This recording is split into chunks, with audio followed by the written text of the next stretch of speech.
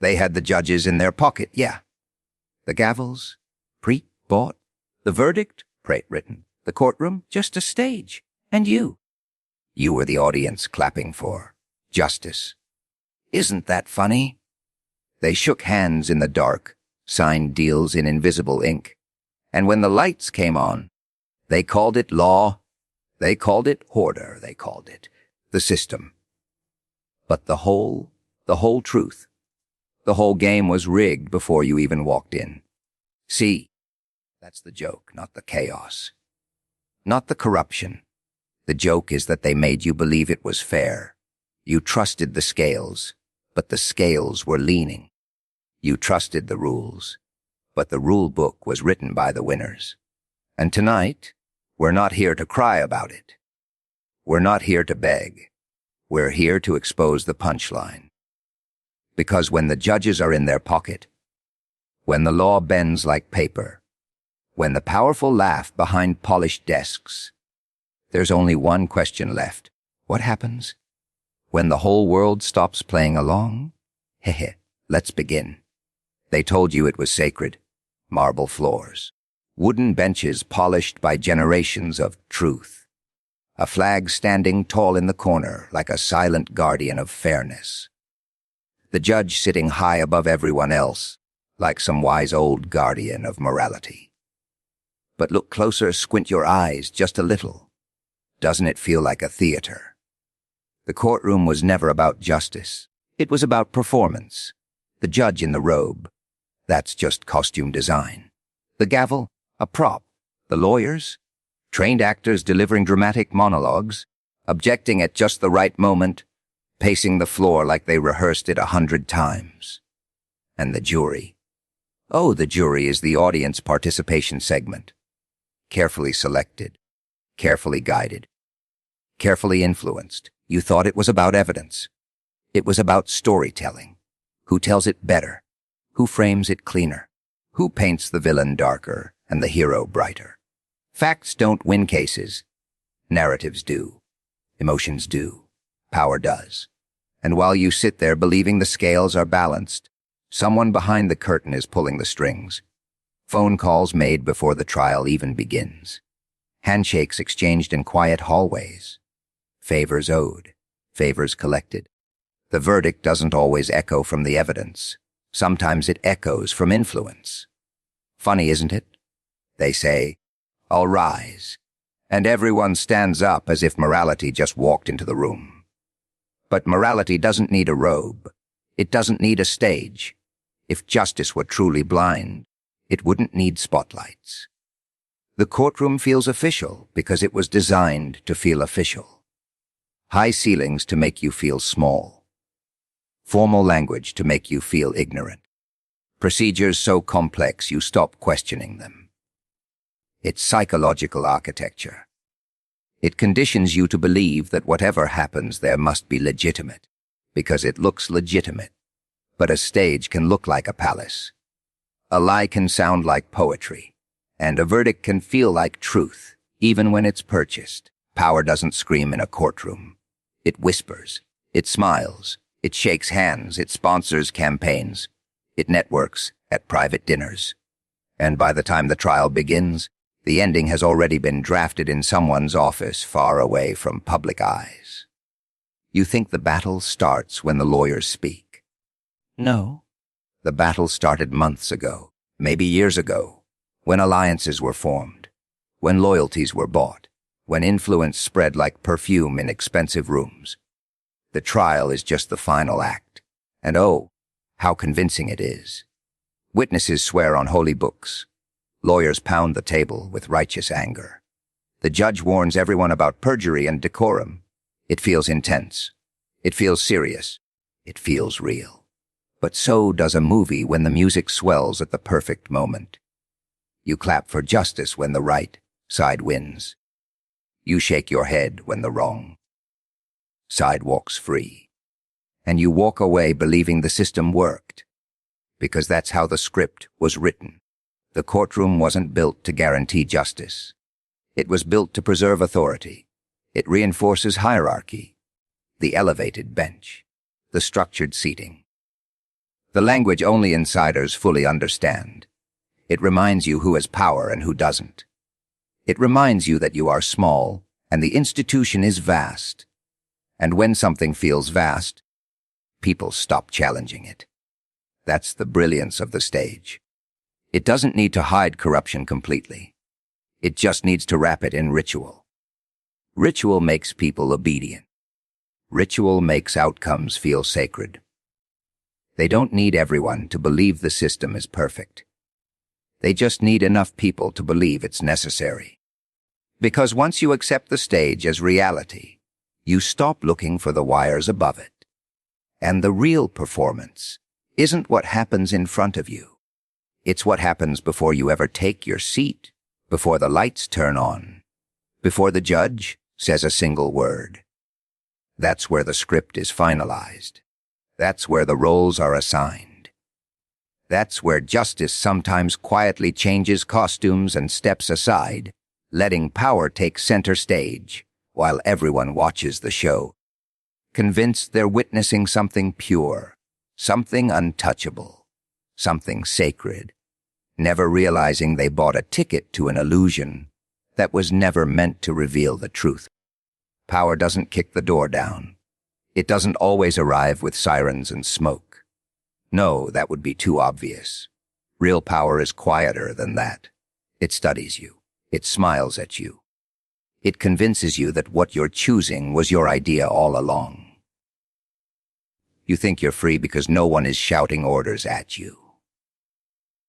But when was the last time power needed to shout? It nudges. It plants. It suggests. It shapes the menu before you even feel hungry. You scroll through your screen thinking you're exploring the world. But who decided what shows up first? Who decided which voice is amplified and which one is buried? Influence doesn't look like control anymore. It looks like convenience. It looks like personalization. It feels tailored because it is. Power learns something important. People resist change, but they embrace comfort. So instead of forcing obedience, it manufactures desire. Doesn't say, believe this.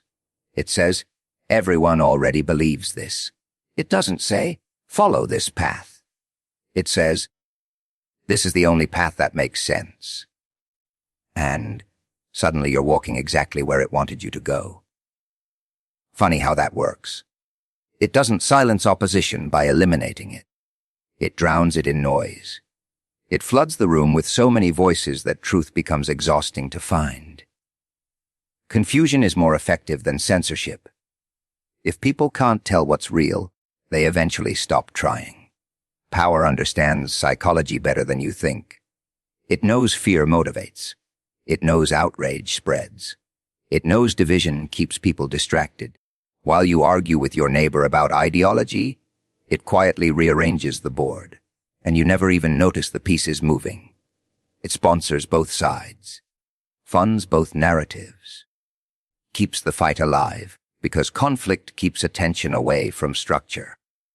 The louder the chaos at the bottom, the safer the throne at the top. It tells you success is purely individual. That if you fail, it's your fault.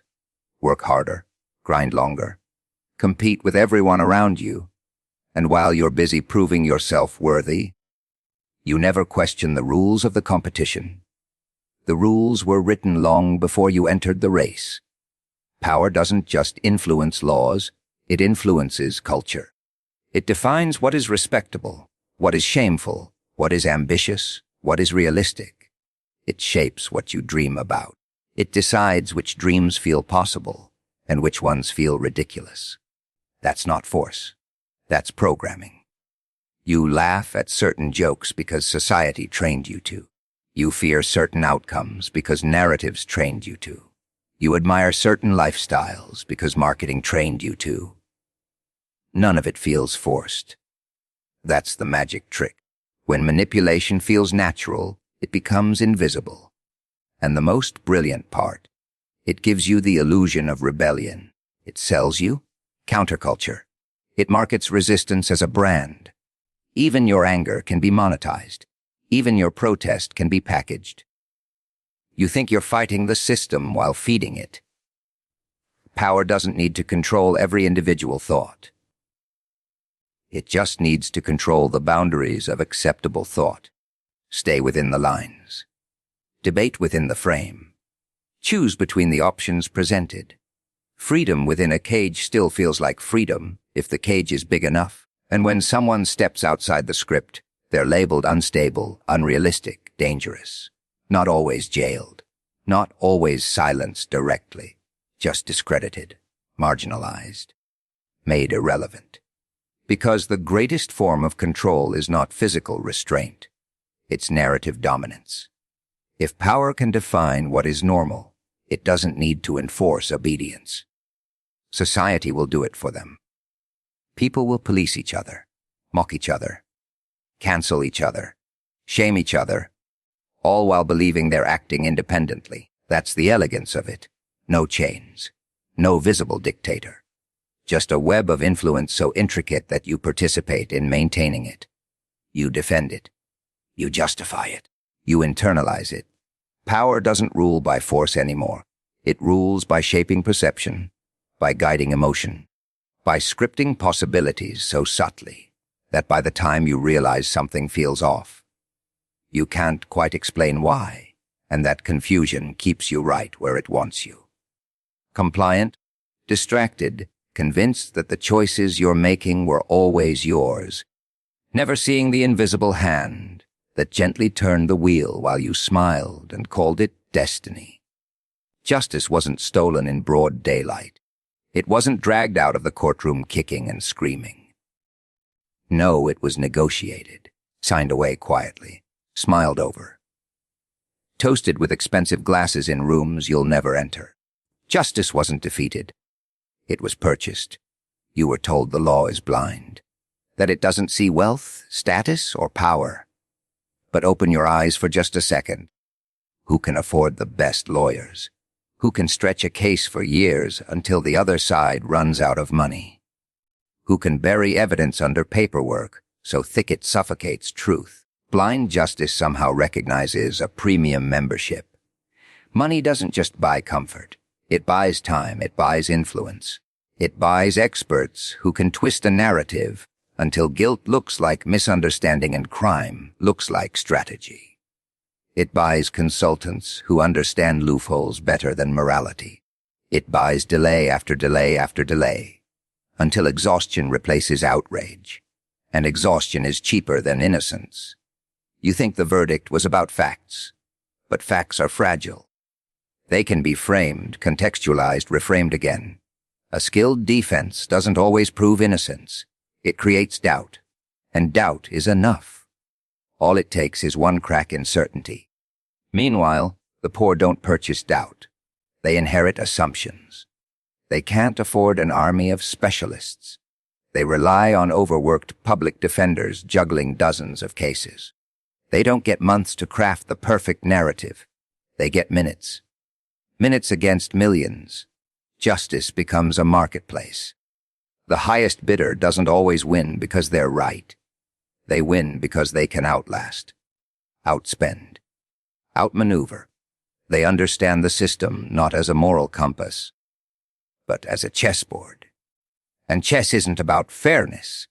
It's about strategy. Corporations settle cases not because they're innocent, but because settlements are cheaper than exposure. Fines become business expenses. Penalties become line items. Harm becomes a statistic on a quarterly report. And when profits outweigh consequences, the message is clear. Crime is negotiable. You'll see someone steal food and face immediate punishment. But someone who manipulates markets, exploits labor, poisons environments. That's complex. That requires investigation. That requires time. That requires committees. Complexity is a shield. Justice slows down when money is involved. It hesitates. It consults. It reviews. It debates. And by the time it moves, public attention has already shifted to the next scandal. Outrage has a short shelf life. Power understands that. So it waits. It knows the news cycle is fast. It knows people forget. It knows that if you delay long enough, the story fades, and with it, the pressure. What remains? A quiet agreement. A confidential settlement. No admission of wrongdoing, but a check clears. And somewhere along the way, morality was replaced by calculation. Not, is this right? But what will this cost? Not who was harmed, but how do we minimize damage to reputation? Reputation management becomes more urgent than justice. You start to see a pattern. The wealthy don't fear the law the way ordinary people do. They prepare for it. They budget for it. They anticipate it as a manageable inconvenience. The courtroom becomes just another arena where capital performs its magic. Not by erasing wrongdoing, but by softening consequences. And the most unsettling part, it's all legal. Lobbyists influence legislation. Campaign donations shape policy. Regulations are written with input from the very industries they're meant to restrain. So by the time a case even reaches a courtroom, the rules already favor those who helped write them. That's not chaos. That's design. Justice wasn't dragged away in chains. It was invited to dinner. Persuaded. Convinced to compromise. Told that stability matters more than accountability. That economic growth matters more than punishment. And once compromise becomes habit, principle becomes optional. You sit there believing the system corrected itself because someone paid a fine, because someone issued an apology, because someone stepped down quietly. But behind the curtain, the real cost was calculated, approved, and absorbed. A transaction completed, a problem neutralized, a lesson learned not about ethics, but about pricing risk accurately enough that even wrongdoing becomes just another investment strategy in a world where the scales of justice don't shatter. They simply tilt toward whoever can afford to lean on them the hardest. The system doesn't panic when you struggle. It doesn't tremble when you protest. It doesn't lose sleep over your frustration. Why would it? It wasn't built to protect you. It was built to protect itself. That's the secret hiding in plain sight. You were told institutions exist to serve the people, to represent them, to shield them. But watch closely when something threatens the structure itself. See how fast it reacts. See how resources appear out of nowhere. See how urgency suddenly becomes possible. When ordinary people cry for help, there are procedures, reviews, waiting periods, budget constraints. But when the system feels even a hint of instability, immediate action, emergency meetings, swift decisions. Self-preservation is its highest priority. Policies are passed in the name of safety, but whose safety? Regulations are enforced in the name of order, but whose order? The language always sounds noble. Stability, security, integrity. Yet beneath those polished words lies a simple instinct: survive at all costs. The system is like a living organism. It adapts, it evolves. It identifies threats and neutralizes them, not always violently, sometimes strategically, sometimes subtly. If public anger grows too loud, it offers reform, small ones, symbolic ones, just enough to cool the temperature, just enough to make it seem responsive, but rarely enough to shift the foundation. Because foundations are sacred. You might win a battle. A policy changes. A figure resigns. A new rule is introduced. And for a moment, it feels like progress. But the deeper mechanisms remain untouched. The networks, the incentives, the hierarchies. They stay intact. The system sacrifices pieces to save the board. When scandals erupt, individuals take the fall. Bad actors.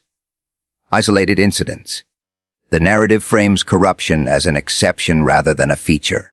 And once a scapegoat is offered, the public feels satisfied. Justice appears to move, but the architecture remains. Power protects power. Institutions defend institutions. Agencies investigate themselves. Committees review their own decisions. Oversight becomes internal. Accountability becomes circular. It's like asking a mirror to judge its own reflection. And when someone from the inside tries to expose cracks, they are labeled disruptive, disloyal, unstable. Whistleblowers often face harsher consequences than the wrongdoing they reveal. Not because truth is dangerous, but because instability is. The system fears collapse more than it fears injustice. It will absorb criticism. It will tolerate debate. It will even allow limited opposition, but it draws a hard line at existential threats. The moment reform begins to challenge core interests, resistance hardens. Funding dries up. Narratives shift. Public opinion is carefully steered. You start hearing words like radical, extreme, irresponsible. Not necessarily because the idea lacks merit, but because it threatens comfort. Comfort keeps systems alive. Think about crises, economic crashes, institutional failures, public outrage. Notice how often solutions prioritize restoring normalcy rather than addressing root causes. The goal becomes stabilization, not transformation. Patch the leak. Don't redesign the ship. And the ship keeps sailing, carrying the same vulnerabilities, the same inequalities, the same imbalances. But as long as it doesn't sink, it declares success. You might believe laws are designed with you in mind. Some are. Many aren't. Many are negotiated compromises between competing powers, drafted with input from those who can afford influence, worded carefully to protect interests while appearing neutral. Neutral language can hide very specific benefits. The system doesn't wake up each morning plotting against you personally. It doesn't need to. Its design already prioritizes continuity over fairness, efficiency over empathy, stability over justice. And once you understand that, the reactions make sense. The slow responses, the defensive postures, the resistance to deep change. It's not confusion. It's instinct. Like any organism, it will shed skin, regenerate cells, adjust strategies. But it will fight fiercely to keep its core intact, because at the end of the day, its mission isn't to ensure your well-being. It's to ensure its own survival, to maintain its hierarchy, to preserve its authority, even if that means redefining fairness, delaying accountability, or reshaping narratives so smoothly that you mistake self-protection for public service and continue believing the structure stands primarily for you, when in reality you are simply expected to stand for it. They never feared your anger. Anger is loud, chaotic, explosive, and temporary. It burns bright, then fades. They've learned to survive anger. They've learned to wait it out. What they fear is something quieter, something slower, something far more dangerous: awareness. Because the moment people truly wake up, the script stops working. You can control a crowd that's distracted. You can manipulate a population that's divided. You can pacify individuals who believe they are alone. But when awareness spreads, not as outrage, not as noise, but as clarity, that's when the ground starts to shake. Waking up isn't dramatic. It's subtle. It's that quiet moment when you begin to question the narrative you've repeated your whole life. When you realize the rules you defended don't defend you. When you notice patterns instead of isolated incidents. Patterns are powerful. One corrupt case is unfortunate. 10 start to look suspicious. 100 reveal design. And once enough people see the design, denial becomes harder to maintain. The system relies on fragmentation. Keep people arguing about symptoms so they never examine the disease. Keep them busy surviving so they never analyze structure. Keep them entertained so they never reflect. But awareness disrupts distraction. When people wake up, they stop consuming stories blindly. They ask who benefits. They ask who writes the rules. They ask why certain outcomes repeat. And those questions spread faster than fear. Because clarity is contagious. It doesn't require violence. It doesn't require chaos. It requires understanding. When individuals begin connecting the dots independently, manipulation weakens. Influence loses its invisibility. The hidden hand becomes visible. And once you see it, you can't unsee it. That's why systems prefer outrage over education. Outrage can be redirected. It can be monetized. It can be polarized. But deep understanding, that's harder to control. Understanding leads to strategic action instead of emotional reaction. When people wake up, they stop fighting each other over scraps and start questioning why the table is uneven. They stop blaming individuals for systemic patterns. They stop confusing symptoms for causes. Division becomes less effective. Fear becomes less persuasive. Propaganda becomes easier to detect. And something else happens. Confidence shifts. Power depends on perception. It depends on people believing it is untouchable, permanent, inevitable. But when awareness spreads, inevitability starts to crack. If enough people understand the mechanics, the illusion weakens. The game only works if most players don't realize it's a game. It survives on compliance disguised as normalcy. On habits passed down without examination. On traditions defended without question. Waking up interrupts habit. It creates friction. It slows automatic obedience. It encourages coordination.